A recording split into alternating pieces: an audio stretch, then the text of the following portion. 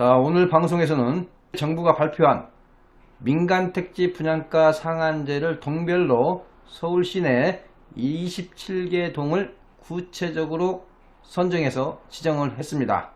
그 27개 동의 현황을 간단하게 먼저 살펴보면요. 먼저 강남구에 8개 동네가 선정이 됐고요. 그 다음에 서초구에 4개 동네, 그 다음에 송파구에 8개 동네, 그 다음에 강동구 쪽에서는 강동구 길동이 좀 포함이 되어 있습니다. 또한 둔천 주공 아파트가 있는 둔천동이 포함이 됐고요. 그 다음에 성동구에서는 성수 전략정비구역과 고가의 아파트가 있는 성수동 1가가 지정이 됐습니다. 자, 용산 쪽에서는 한남동과 보강동이 지정이 됐는데 아무래도 현재 추진되고 있는 한남 뉴타운의 영향인 것 같고요. 마포구 쪽에서는 아현동 일대가 지정이 됐습니다. 그 다음에 영등포에서는 유일하게 재건축이 활발하게 예상이 되는 여의도동이 지정이 됐습니다. 이렇게 해서 한 27개 동을 핀셋 규제 형태로 어제 발표를 했습니다. 그렇다면 이런 민간특집 분양가 상한제가 어제가 발표가 되고, 자, 내일부로 이제 관보에 게재를 합니다. 그리고 나서 구체적으로 언제부터 적용을 받느냐 하는 거죠. 자, 적용받는 시점은 이렇습니다. 2020년 4월 29일 이후에 입주자 모집 공고를 신청하는 분부터 해당이 되겠습니다. 자, 아울러 크게 부각은 되지 않았습니다만은 어제 이렇게 27개 동 민간택지 분양가 상한제 지정하는 동네를 발표한 것 동시에 부산의 해운대구라든지 부산의 전 지역, 고양시 일부, 일산 서구 같은 데가 해당이 되겠습니다. 남양주 일부 같은 경우가 청약 조정 대상 지역에서 어제부로 해제가 됐습니다. 민간택지 분양가 상한제가 실시가 되면은 분양가 수준이 어느 정도 내려갈 거냐? 자, 이렇습니다. 현재 허구에서 분양보증 심사를 하는 기준으로 본다면 최소한 5 내지 10% 정도의 추가 인하 가능성이 높아 보인다는 거고요. 또한 기존에 있는 새 아파트 가격 대비로 본다면 아무래도 반값 아파트 수준의 아파트가 출현할 가능성이 높아 보입니다. 자, 그래서 저는 이런 민간택지 분양가 상한제가 실시가 되면은 과연 시장에서는 어떠한 후폭풍이 있을 거냐? 저는 그 후폭풍이 생각보다는 좀 더 클 것 같습니다. 아무리 미리 예고된 정책이라고 하지만은 그 후폭풍 생각보다 클 것 같다고 생각하는 게 제 생각입니다. 이와 반면에 오히려 이런 민간택지 분양가 상한제를 실시한 27개 동 플러스 그 이외의 지역에서 선별해서 이것을 투자하면은 효과가 클 거다 하는 것을 오히려 아이러니하게도 정부가 다 알려주고 있지 않나 하는 우스꽝스러운 소리도 곁들여 봅니다. 이런 민간택지 분양가 상한제가 실시됨으로 인해서 시장에서 반응하는 후폭풍 7가지를 정리해서 알려드리도록 하겠습니다. 자, 본 방송을 끝까지 시청 후 유익하셨다면 구독, 좋아요, 알람 신청하여 주시기 바랍니다. 자, 먼저 그 후폭풍 중에 첫 번째입니다. 첫 번째로 제가 문재인표 로또 청약시대 도래다 라는 제목을 붙여봤습니다. 왜 이런 제목을 제가 선정을 했느냐? 반값 아파트입니다. 즉 당첨만 되면은 로또 당첨과 마찬가지로 대박 인생을 꿈꿀 수가 있습니다. 무슨 얘기냐면요, 시세가 30억 가는 아파트를 15억에 분양받을 수 있다면 대박 아니겠습니까? 하나의 사례를 보겠습니다. 신반포 일대의 평당 아파트 가격이 9천만원 선입니다. 거의 1억에 근접하고 있습니다. 그런데 이런 상한제가 실시가 되면은 분양가가 평당 4,500만원 이하로 공급될 가능성이 굉장히 높아 보입니다. 따라서 반값 아파트 당첨만 되면은 대박 인생이라는 이런 표현이 오히려 문재인표 로또 청약 시대를 가져오지 않았느냐. 이러한 로또 청약 시대로 인해서 시장에서는 어떤 현상을 우리가 볼 수 있을까? 나타나는 현상이 무엇일까? 그런 측면을 한 3가지로 정리해서 말씀드리도록 하겠습니다. 첫 번째는 아무래도 이런 대박 아파트를 기대하고 청약 대기자가 오히려 늘어날 수 있다. 즉 청약 대기자가 증가가 예상된다. 따라서 무주택자 입장에서는 전세로 한 번 더 살자고 할 수 있는 전세 수요가 늘어날 수 있다. 따라서 전세 가격 상승 유발을 촉진할 가능성이 높아 보인다는 거고요. 두 번째는 무주택자이면서 현금을 많이 가지고 있는 현금 부자한테는 굉장히 대박 기회라고 볼 수밖에 없습니다. 왜냐? 대부분 분양 가격이 9억을 넘다 보니까 중도금 대출이 나오지 않습니다. 따라서 무주택 현금 부자한테는 굉장히 좋은 기회일 거다라고 느낄 수 있고요. 이와 반면에 무주택 서민층 현금이 그렇게 많지 않지만은 청약 가점은 높은 서민층한테는 오히려 9억이 넘지 않는 비강남권을 선택할 확률이 높아졌다. 그러다 보니까 아무래도 차익이 적은 지역을 선택할 수밖에 없다 보니까 아무래도 심리적으로 상대적인 박탈감을 느낄 수밖에 없는 그런 시장이 조성될 가능성이 높아 보입니다.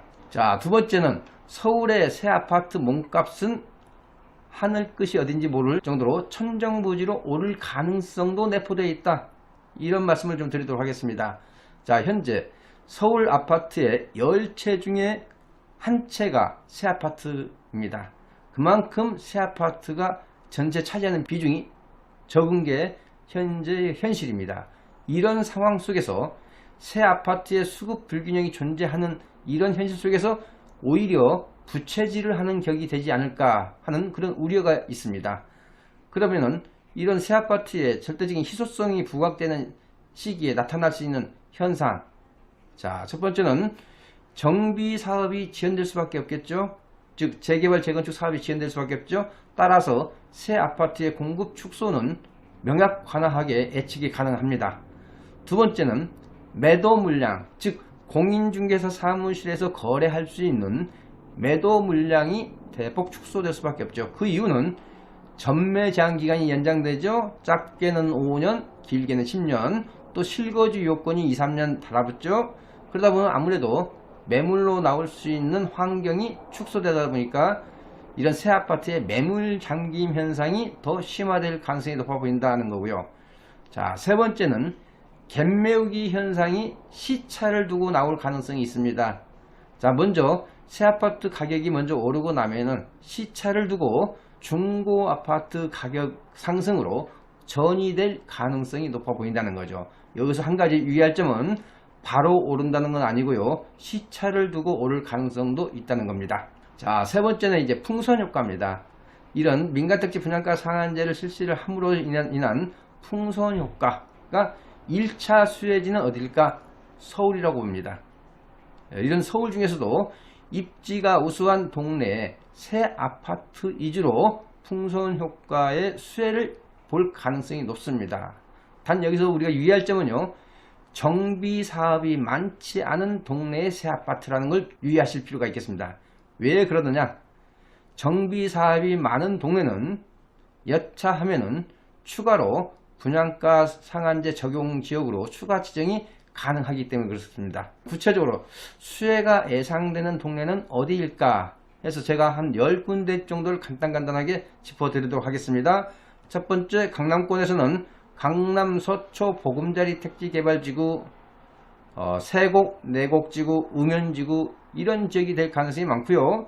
두 번째는 송파구 쪽에서는 거여동 일대, 그 다음에 위례 신도시 일대, 자, 강동구 쪽에서는 명일동과 고덕동 일대, 자, 용산구 쪽에서는 한강로와 그 다음에 효창동의 일부 재개발 지역에서 입주를 시작한 그런 새 아파트 일대, 자, 성동구 쪽에서는 행당동 재개발 지역에서 새 아파트가 된 행당동, 그 다음에 왕십리 뉴타운 일대가 될 것 같습니다.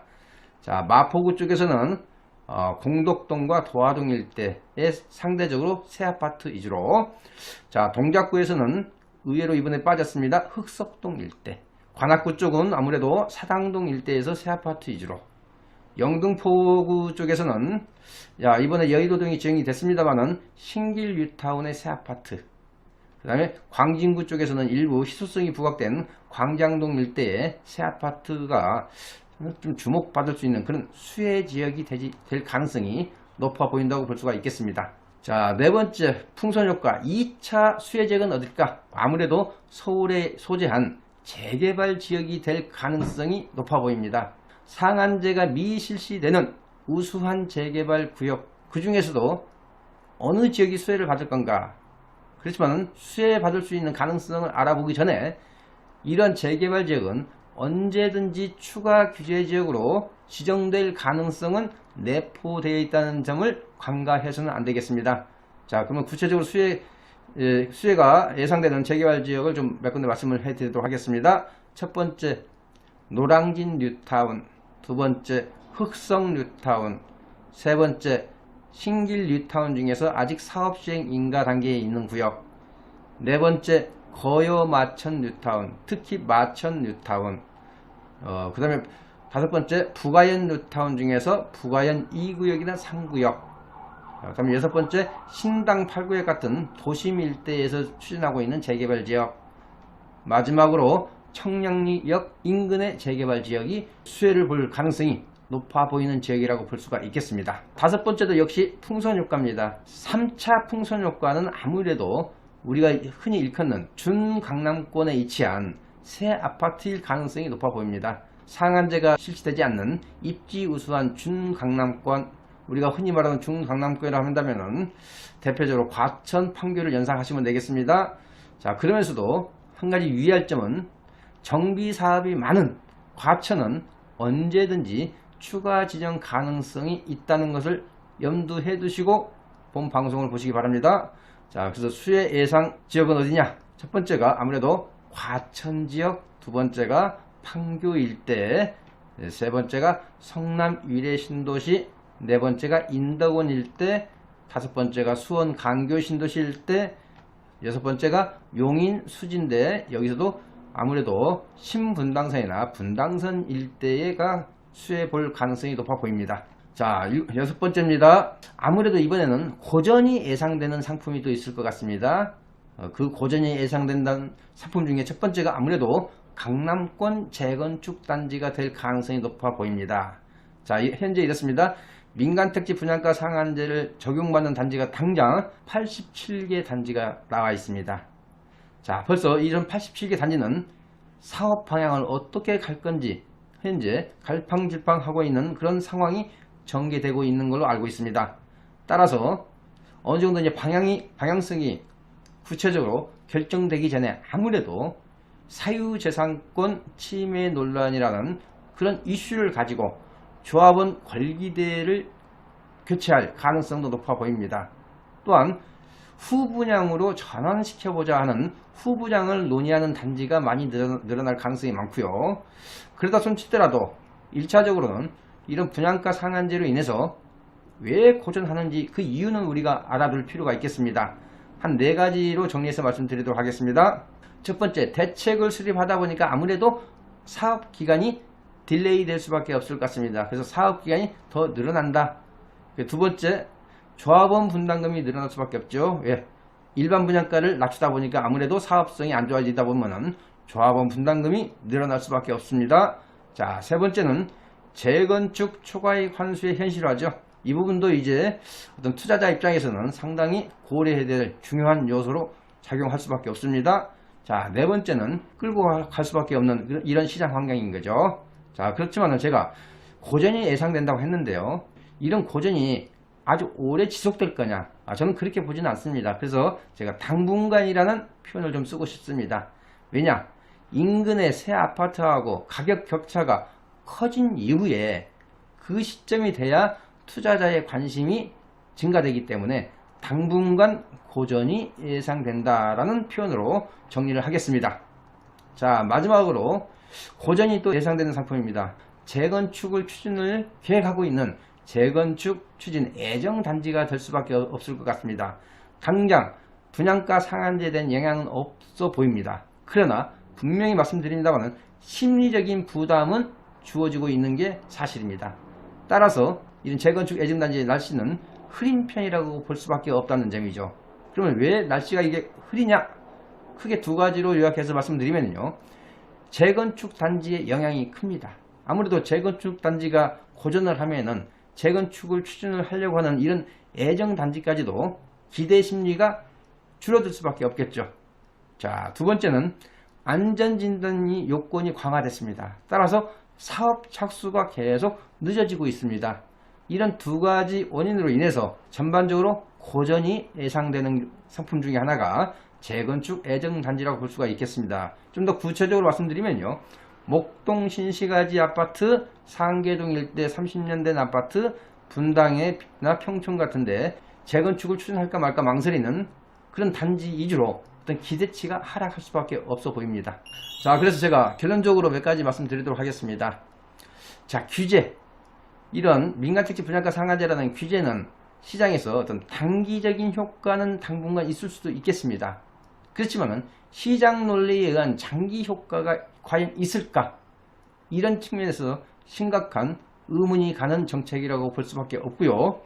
자, 두 번째는 주택시장에는 항상 정부의 간섭은 존재한다는 점은 우리 시청자께서는 이 부분을 부정하시면 안 되겠습니다. 따라서 주택시장에는 항상 정부의 간섭은 존재한다. 정부의 간섭을 어떻게 하면 회피하거나 그걸 이용할 건가, 이런 측면을 우리는 생각을 해야 된다는 점 말씀드리고요. 자, 이렇습니다. 이번 정책만 해도 아이러니하게도 정부가 투자처를 알려주고 있다는 점, 이 점을 우리가 유의해서 알아둘 필요가 있겠습니다. 자, 본 방송이 유익하셨다면 구독, 좋아요, 알람 신청하시기 바랍니다. 자, 부동산 비밀노트에서는요, 매주 금요일, 토요일 오후 1시에 부동산 무료 세미나를 개최하고 있습니다. 자, 세미나 주제는 각종 정부의 규제나 이런 정책에 따른 변수에 따른 부동산 시장의 흐름이라든지 전망을 아주 자세히 설명드리고요. 또한 소액으로 자제분들에게 투자할 수 있는 소액 재개발 투자 노하우, 이런 주제로 제가 세미나를 진행을 하고 있습니다. 세미나에 관심이 있는 분들은 여기 나가는 전화번호 02-533-4000번으로 미리 전화를 주시고 예약하시고 참석하시면 되겠습니다. 특히 제 세미나에 처음 참석하신 분에 한해서는 제가 세미나 끝나고 나서 1:1 무료 상담까지도 진행을 해드리고 있습니다. 많은 관심 부탁드리겠습니다. 시청해 주셔서 고맙습니다.